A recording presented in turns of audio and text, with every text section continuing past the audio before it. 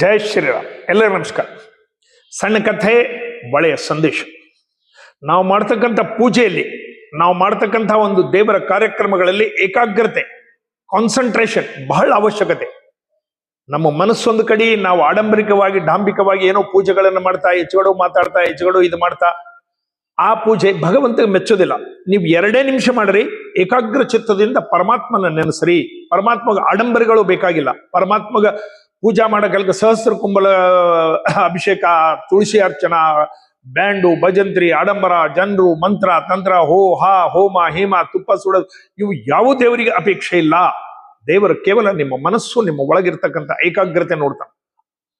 ಪೂಜೆಯಲ್ಲಿ ಹೆಚ್ಚು ಕಮ್ಮಿ ಆದ್ರೂ ಕೂಡ ಆತ ಕ್ಷಮ ಮಾಡಿಬಿಡ್ತಾನೆ. ಶಬರಿ ತನ್ನ ಎಂಜಲ್ ತಂದಿರ್ತಿದ್ಲು, ಬೇಡರ ಕಣ್ಣಪ್ಪ ತನ್ನ ಕಾಲಿನ ಶಿವಲಿಂಗದ ಮೇಲೆ ಇಟ್ಟಿದ್ದ. ಇವೆರಡು ಶಾಸ್ತ್ರಕ್ಕೆ ವಿರೋಧ, ಇವೆರಡು ಧರ್ಮಕ್ಕೆ ವಿರೋಧ. ಆದರೂ ಅವರಿಗೆ ದೇವರು ಒಲ್ಲದ. ಅದೇ ರೀತಿ ಅನೇಕ ಜನರು ಮಾಡಿದಂಥ ಆಡಂಬರ ಪೂಜೆಗಳು ದೇವರು ಯಾರಿಗೂ ಮೆಚ್ಚಿಲ್ಲ. ಭಕ್ತ ಆದಂತಹ ದುರ್ಯೋಧನ ಊಟಕ್ಕೆ ಕರೆದ್ರ ಪರಮಾತ್ಮ ಶೂದ್ರ ಜಾತಿ ವಿದುರನ ಮನೆಯಲ್ಲಿ ಊಟ ಮಾಡಿದ ಹೊರತು ಅಲ್ಲಿಗೆ ಹೋಗಲಿಲ್ಲ. ಇವೆಲ್ಲ ನಾವು ನೋಡ್ಕೊಂಡು ನಮ್ಮ ಏಕಾಗ್ರತೆ, ನಮ್ಮ ಕಾನ್ಸಂಟ್ರೇಷನ್, ನಾವು ಒಂದು 2 ನಿಮಿಷ ಪರಮಾತ್ಮನ ಬಗ್ಗೆ ಧ್ಯಾನ ಮಾಡಿ ಕೂತ್ರು ಸಾಕು. ಈ ಆಡಂಬರ, ಢೂಠ, ಸಪ್ಪಳ ಗಿಪ್ಪಳ, ಬ್ಯಾಂಡು, ಭಜಂತ್ರಿ, ಹೂವ, ಹಣ್ಣು ಏನೂ ಬೇಕಾಗಿಲ್ಲ. ಪತ್ರಂ ಪುಷ್ಪಂ ಫಲಂ ತೋಯಂ, ಇಷ್ಟೇ ಸಾಕಂತ ಹೇಳಿದ್ದ. ಏಕಾಗ್ರತೆ ಇಲ್ಲದ ಪೂಜಾ ಉಪಯೋಗ ಬರೋದಿಲ್ಲ ಅನ್ಲಿಕ್ಕೆ 1-2 ಸಣ್ಣ ಉದಾಹರಣೆಗಳು, ಕಥೆಗಳನ್ನು ಕೇಳೋಣ. ಒಮ್ಮೆ ಅಕ್ಬರ್ ನಮಾಜ್ ಬೀಳ್ತಾ ಇದ್ದ, ಯಮುನಾ ದಂಡಿಗೆ ಸಾಯಂಕಾಲ ನಮಾಜ್ ಮಾಡ್ತಾ ಇದ್ದ. ಅವ ಪ್ರಾರ್ಥನದಲ್ಲಿದ್ದ. ಒಬ್ಬ ಹೆಣ್ಮಗಳು ಯುವತಿ ಆ ಕಡೆಯಿಂದ ಓಡ್ತಾ ಓಡ್ತಾ ಓಡ್ತಾ ಓಡ್ತಾ ಬಂದು ಗೆಜ್ಜೆಯ ಸಪ್ಪಳ ಆಯ್ತು. ಆ ನಮಾಜ್ ಡಿಸ್ಟರ್ಬ್ ಆಯ್ತು. ಹಿಡಿದು ತರಿಸಿದ. ತಮೀಸ್ ಇಲ್ಲ.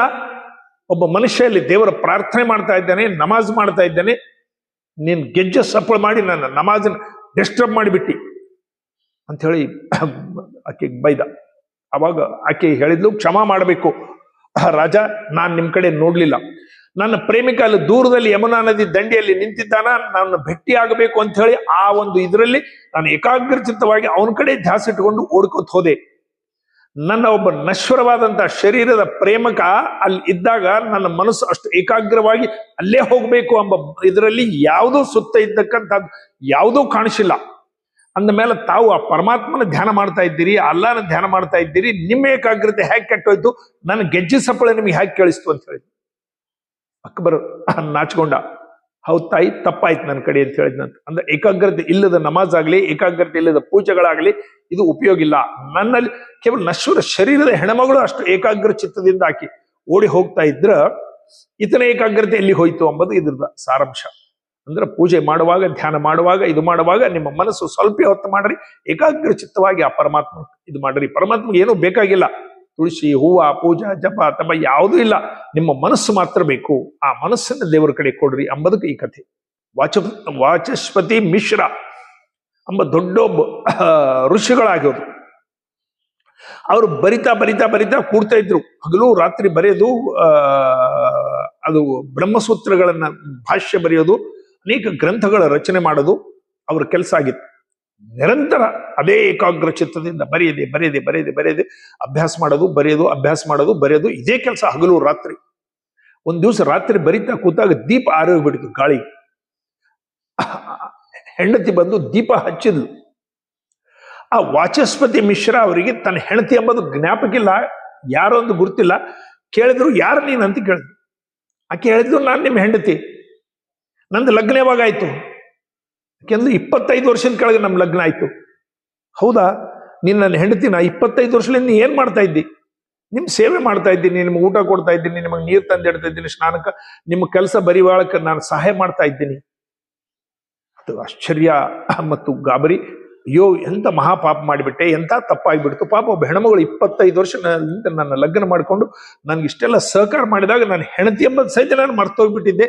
ನಾನು ಅಷ್ಟು ಏಕಾಗ್ರತೆ ಚಿತ್ತವಾಗಿ ಆ ಭಗವಂತನ ಇದರಲ್ಲಿ ನಾನು ಉಳಿದು ಬಿಟ್ಟಿದ್ದೆ, ತಪ್ಪಾಯ್ತು ಅಂತ ಹೇಳಿ. ಏನ್ ಮಾಡ್ಬೇಕು ಇದಕ್ಕೆ ಪ್ರಾಶ್ಚಿತ್ತ ಅಂತ ಹೇಳಿ ಅದಕ್ಕೆ ಆಲೋಚನೆ ಬಂದು ಆ ಎಲ್ಲ ಗ್ರಂಥಗಳಿಗೆ ಭಾಮತಿ ಅಂತ ಹೆಸರಿಟ್ಟ. ಹೆಂಡತಿ ಹೆಸರು ಭಾಮತಿ. ಆ ಹೆಂಡತಿ ಹೆಸರಿನ ಮೇಲೆ ಆ ಗ್ರಂಥಗಳನ್ನು ಇದು ಮಾಡಿದ ಭಾಮತಿ ಅಂತೇಳಿ ಇವತ್ತಿಗೂ ಆ ಗ್ರಂಥಗಳವ. ಆತನ ಹೆಂಡತಿ ಹೆಸರನ್ನ ಆ ಗ್ರಂಥಕ್ಕೆ ಕೊಟ್ಬಿಟ್ಟ. ಅಂದ್ರೆ ನೋಡಿ, ಏಕಾಗ್ರತೆ, ಮನಸ್ಸು, ಕಾನ್ಸಂಟ್ರೇಷನ್, ಇದ್ರ ಕಡೆ ಲಕ್ಷ್ಯ ಇರಬೇಕು. ಇದು ವಾಯು ನಿಗ್ರಹದಂತೆ ಮನಸ್ಸು ಅಂತ ಹೇಳಿ ಅರ್ಜುನ ಕೇಳ್ತಾನ. ಇದನ್ನ ಹೇಗೆ ನಿಗ್ರಹ ಮಾಡಬೇಕು? ಇದು ಭಯಂಕರ ಚಂಚಲದ. ನಾವಿಲ್ಲಿ ಕೂತು ಪೂಜೆ ಮಾಡ್ತಿರ್ತೀವಿ, ಮನೆಗೆ ಏನ್ ಟಿಫಿನ್ ತಯಾರಾಗದ ಇರ್ತದ, ಆಫೀಸ್ದಾಗ ಏನ್ ನಡೆದ್ ಇರ್ತದ, ಎಲ್ಲೋ ಕಡೆ ನಮ್ಮ ಮನಸ್ಸು ಹೋಗ್ಬಿಡ್ತದ, ಏನೇನೋ ವಿಚಾರಗಳು ಬರ್ತಾವ, ಯಾರ್ಯಾರ ಮೇಲೂ ಸಿಟ್ಟು ಬರ್ತಾವ. ನನ್ನ ಪೂಜೆನೇ ಹೆಚ್ಚು ಪ್ರಚಾರ ಆಗ್ಬೇಕು ಅನಿಸ್ತದ. ನಾನ್ ತಿರುಪತಿಗೆ ಹೋಗಿ ಬಂದೆ, 3 ಸಲ ದರ್ಶನ ಆಯ್ತು, ಕಾಶಿಗೆ ಹೋಗಿದ್ದೆ 2 ಸಲ ದರ್ಶನ ಆಯ್ತು. ಇದನ್ನ ಹೆಚ್ಚೆಚ್ಚು ಹೇಳೋದ್ರಲ್ಲೇ ನಮ್ದು ಮನಸ್ಸು ಹೋಗ್ಬಿಡ್ತದ. ಏನು ಮಾಡಬೇಕು ಅಂಬದೇ ಒಂದು ದೊಡ್ಡ ಪ್ರಶ್ನೆ. ಈ ಪ್ರಶ್ನೆನ ಅರ್ಜುನ ಕೃಷ್ಣ ಕೇಳಿದ್ದ, ಹೇಗೆ ಇದನ್ನ ನಿಯಂತ್ರಣ ಮಾಡೋದು, ಹೇಗೆ ಏಕಾಗ್ರತೆ ಮಾಡೋದು ಅಂತ ಹೇಳಿದಾಗ, ಸಾಧನೆ, ತ್ಯಾಗ, ಈ ಎಲ್ಲ ಇವುಗಳ ಗುಣಗಳನ್ನು ಅಳವಡಿಸಿಕೊಂಡಾಗ ಮಾತ್ರ ನಿಮ್ಗ ಅದು ಏಕಾಗ್ರತೆ ಬರ್ತದ. ಸ್ವಲ್ಪ ತ್ಯಾಗ ಬುದ್ಧಿ ಇರಬೇಕು, ಸತತ ಪ್ರಯತ್ನ ಸಾಧನೆಯಲ್ಲಿ ಇರಬೇಕು. ಯಾವುದೇ ವಸ್ತುಗಳ ಬಗ್ಗೆ ವ್ಯಾಮೋಹ ಅದನ್ನು ಜಾಸ್ತಿ ಇಟ್ಕೊಳ್ಬಾರದು. ನಶ್ವರವಾದಂತಹ ಶರೀರ ಇದೆಲ್ಲ ಇರಲಿ, ಈಸಬೇಕು, ಇದ್ದು ಜಯಿಸಬೇಕು. ಪುರಂದರದಾಸರು ಹೇಳಿದಂಗೆ ಇದು ಪಲಾಯನ ಮಾಡಿ ಹೋಗ್ಬೇಡ್ರಿ, ಧರ್ಮ ಮಾರ್ಗದಲ್ಲಿ ನಡ್ರಿ, ನಿಮ್ ಕರ್ತವ್ಯನ ಮಾಡ್ರಿ, ಕರ್ತವ್ಯನೇ ಧರ್ಮ ಅಂತೇಳಿ ಹೇಳಿದ್ವಿ. ಈ ಕಥೆಗಳಲ್ಲಿಂದ ನಮಗೆ ನನ್ನ ಮಾಜಿನ ಕಥೆ ಆಗ್ಲಿ, ಈ ವಾಚಸ್ಪತಿ ಇವ್ರ ಕಥೆ ಆಗ್ಲಿ, ಅವ್ರ ಏಕಾಗ್ರತೆ ನೋಡ್ರಿ ಎಷ್ಟಿತ್ತು. ಆ ಏಕಾಗ್ರತೆಯಲ್ಲಿಂದ ಭಗವಂತ ಮೆಚ್ಚುತ್ತಾನ. ಆ ಏಕಾಗ್ರತೆ ನಮ್ಮ ಪೂಜೆದಲ್ಲಿ, ನಮ್ಮ ಇದರಲ್ಲಿ ಇರಲಿಲ್ಲ ಅಂದ್ರೆ ಅದು ನಿರರ್ಥಕ. ಏನೋ ಸುಮ್ಮನೆ ಮಾಡಿದವು ಡಾಂಬಿಕವಾಗಿ.